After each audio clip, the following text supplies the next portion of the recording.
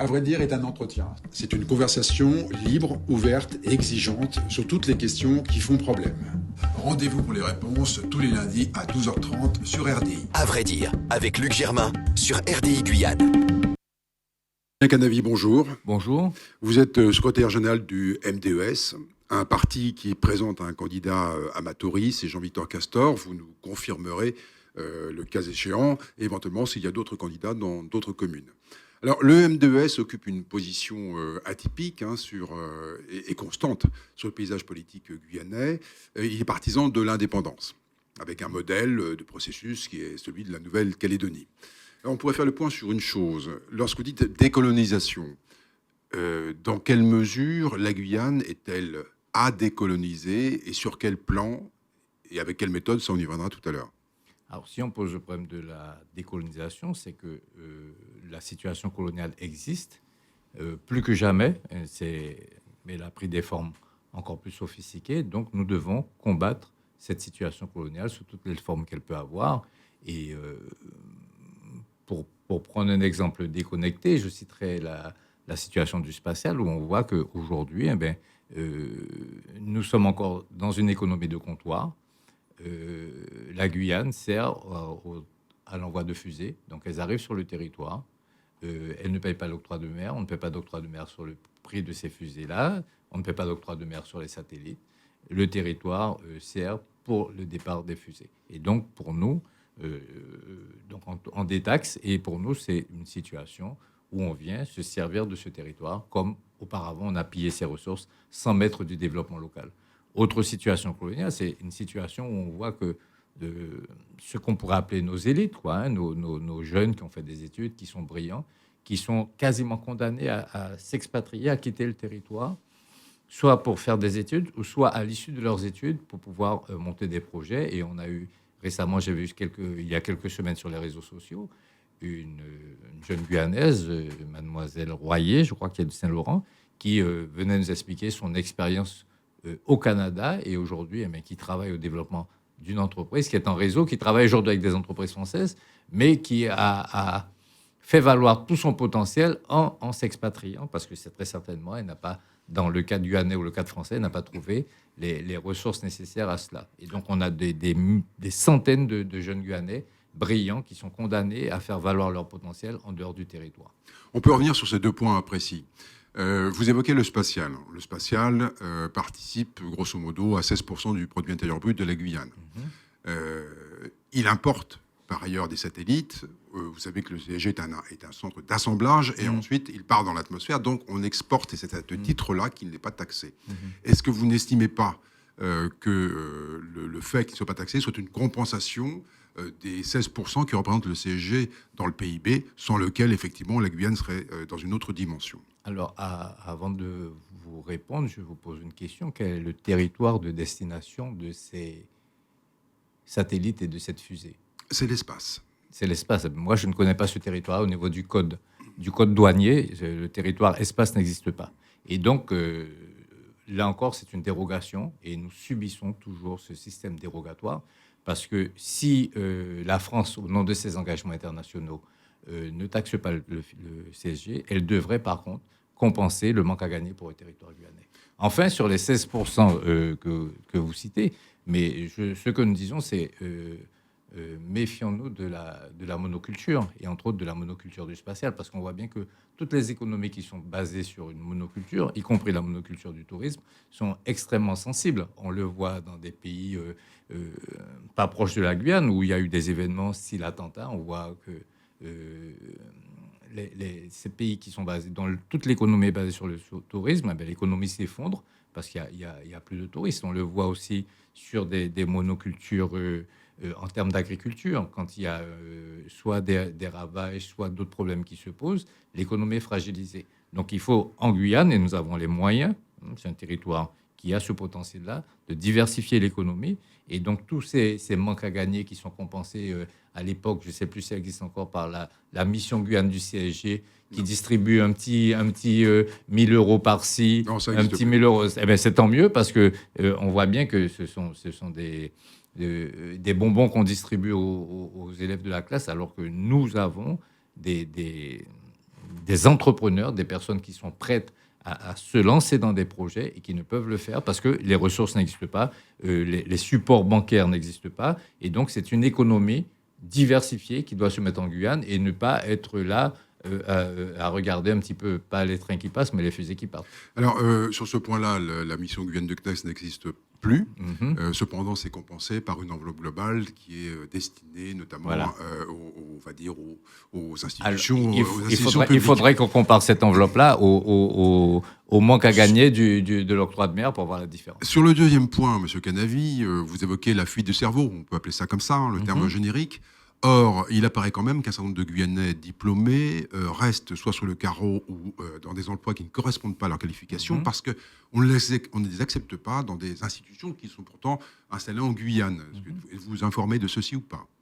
Alors, de temps à autre, on entend parler de cela. Je ne sais pas, mais vous pouvez me citer les institutions. Mais il est vrai que souvent, les jeunes Guyanais diplômés sont soit déqualifiés ou sous-payés. C'est-à-dire que quand on peut dire ça comme ça, prennent le risque de revenir au pays, ou pour toutes sortes de raisons qu'on peut bien comprendre, hein, affectives ou autres, vous allez faire, je ne sais pas, plusieurs années d'études à l'extérieur, où vous avez des compétences, votre premier souhait, c'est de revenir servir votre pays. Quand vous revenez, on ne vous paye pas, et là, de toute façon, les salaires, on peut tout de suite identifier les niveaux de salaire, parce que ce sont des choses qui sont aujourd'hui publiques, hein.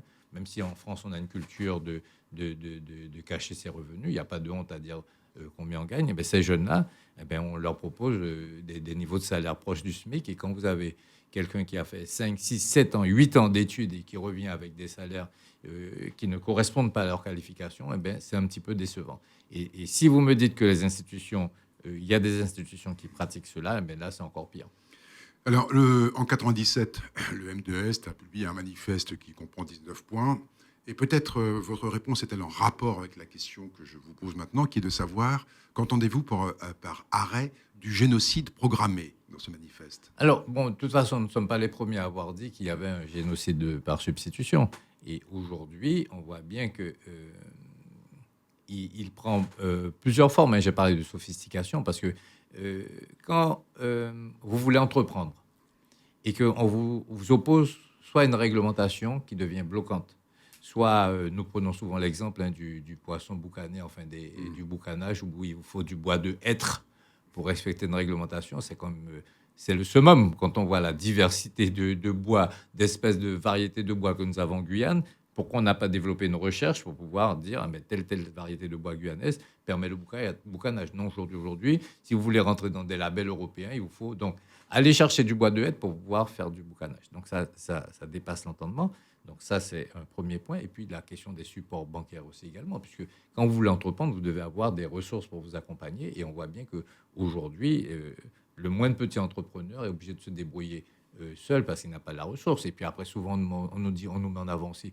Mais vous savez, on a les fonds européens, par exemple. Mais vous savez bien que pour les fonds européens, vous devez préfinancer. Donc vous devez avoir la ressource pour préfinancer ou alors un soutien bancaire qui ici n'existe pas. Oui, mais le génocide par substitution, c'est de dire clairement à nos amis, ce qu'avait dit l'avocat Maître Manville, nos amis les Blancs, les métropolitains, nous vous aimons, mais quittez ce pays parce que vous faites plus de tort que de bien. Mais ce n'est pas moi qui l'ai dit, mais c'est feu M. Courbin, directeur de l'INSEE, qui à l'époque était en pause, qui avait dit qu'en Guyane, la plus grande immigration est l'immigration européenne. Donc aujourd'hui, on pose le problème de l'immigration entre guillemets étrangère, parce que parfois ce sont des voisins, soit du Brésil, soit du Suriname ou d'autres pays proches qui viennent, et cette immigration-là pose problème parce que les conditions d'intégration ne sont pas posées, mais il y a une immigration qui est plus sourde, qui est là et qui effectivement pose problème. Et parfois, on voit bien qu'aujourd'hui, les entrepreneurs guyanais sont laminés par rapport à l'impact, par exemple, des béquets qui arrivent en Guyane et qui, aussi bien sur le foncier que sur les entreprises, occupent, on peut dire, toute la palette des activités commerciales qui peuvent exister en Guyane.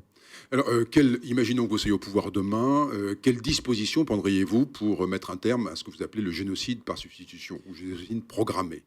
Alors, ça pourrait prendre plusieurs aspects. Déjà, dans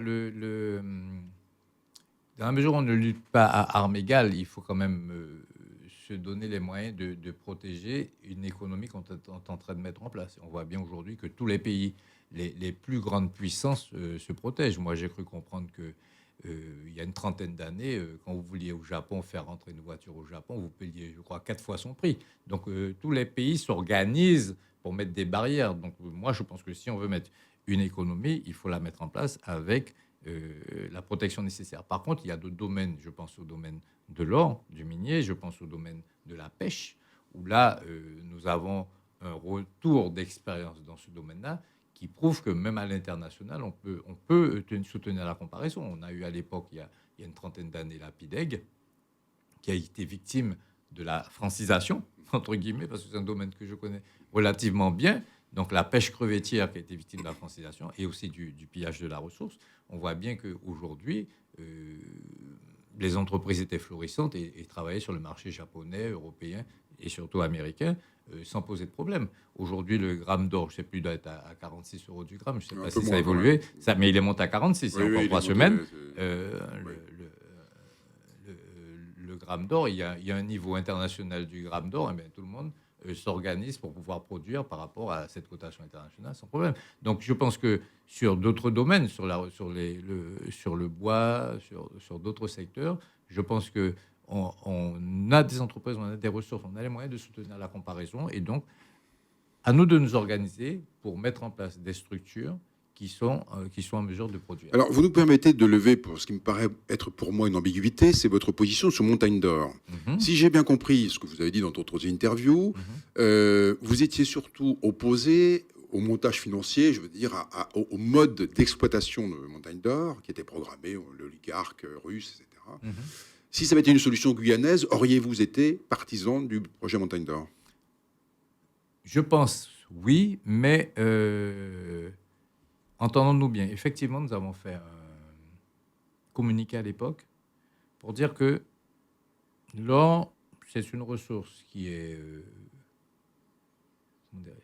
limitée, d'accord? Parce que quand vous prenez l'or dans le sous-sol, c'est non renouvelable, d'accord? Mais par contre, l'or est une qualité, il est inaltérable.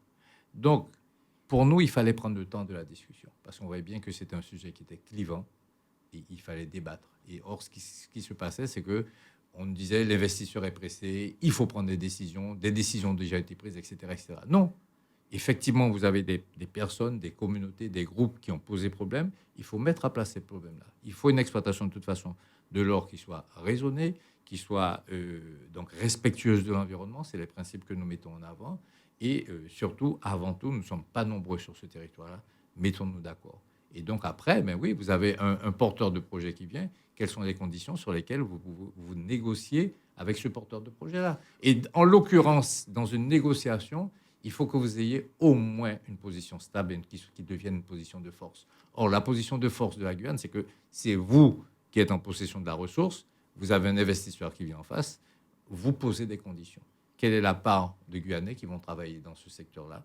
Quelles sont les formations que vous mettez en place avant d'investir le domaine? Parce qu'on a vu trop de projets où l'investisseur arrivait avec son projet, entre guillemets, clé en main.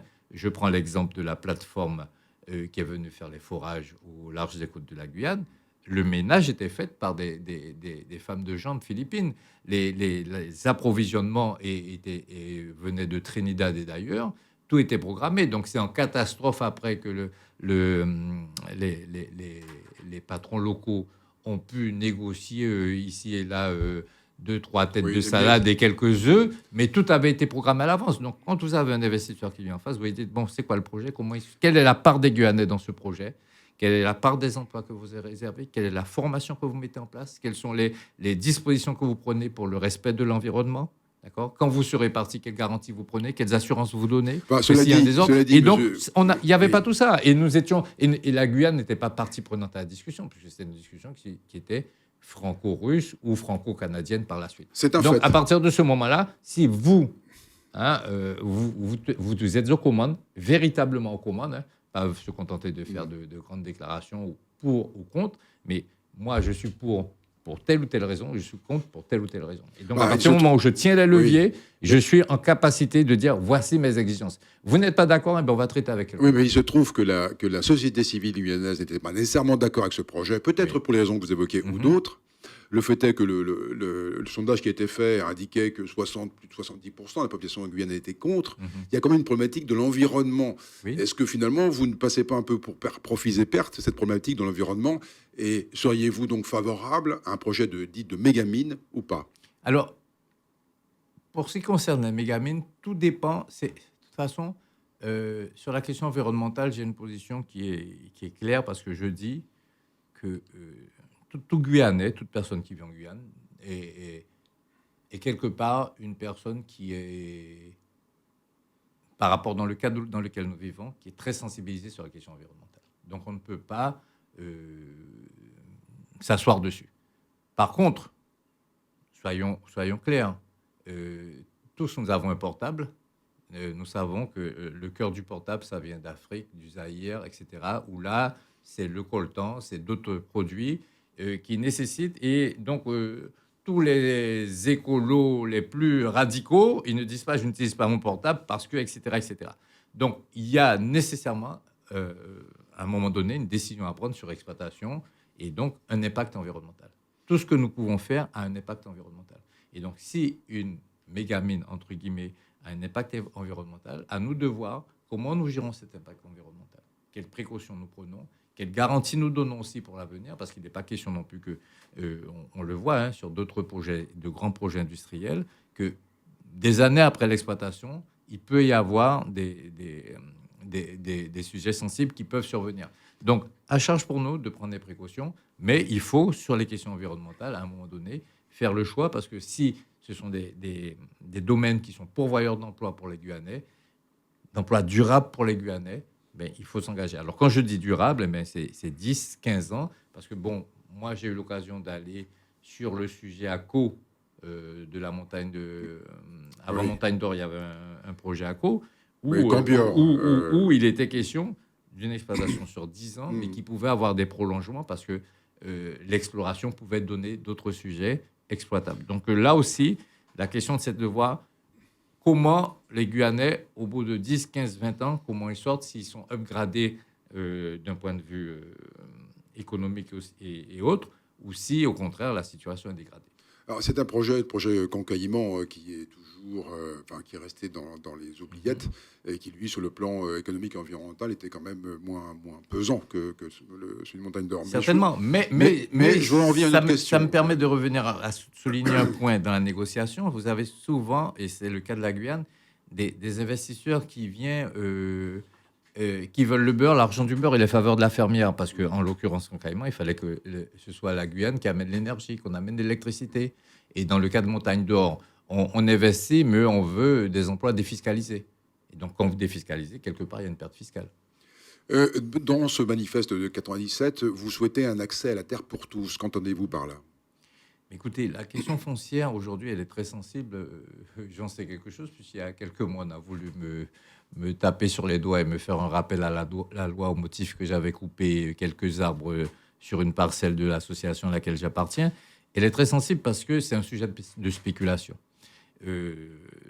La terre est séquestrée par l'État. Le foncier est séquestré par l'État. Il est propriétaire du foncier à 99%. D'accord. Il n'en fait rien. C'est un objet de chantage. Donc, on négocie avec les autochtones. On vous donne ceci.